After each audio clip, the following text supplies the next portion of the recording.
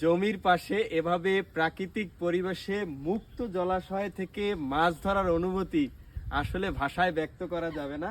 এটা যারা গ্রামীণ পরিবেশেই থাকে তারাই শুধু এইটার সুফল ভোগ করতে পারে। আগে মুক্ত জলাশয়ে প্রচুর পরিমাণ দেশি প্রজাতির মাছ পাওয়া যেত, কিন্তু এখন দেশি প্রজাতির মাছ প্রায় বিলুপ্তির পথে।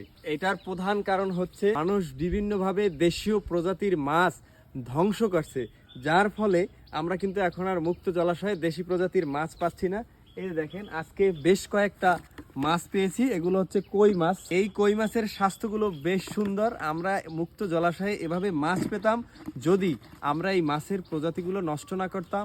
এই কারেন্ট জাল এবং রিং জালের প্রভাবে আমাদের মুক্ত জলাশয়ের মাছগুলো দিন দিন বিলুপ্তির পথে। যারা কারেন্ট জাল ও রিং জাল দিয়ে এই দেশি প্রজাতির মাছগুলোকে ধ্বংস করছেন তাদের প্রতি আমার উদাত্ত আহ্বান, আপনারা এই দেশি প্রজাতির মাছ বাঁচানোর জন্য রিং জাল এবং কারেন্ট জাল থেকে বিরত থাকুন। তাহলে আমরা এভাবে সুন্দর সুন্দর মাছ মুক্ত জলাশয়ে পাবো।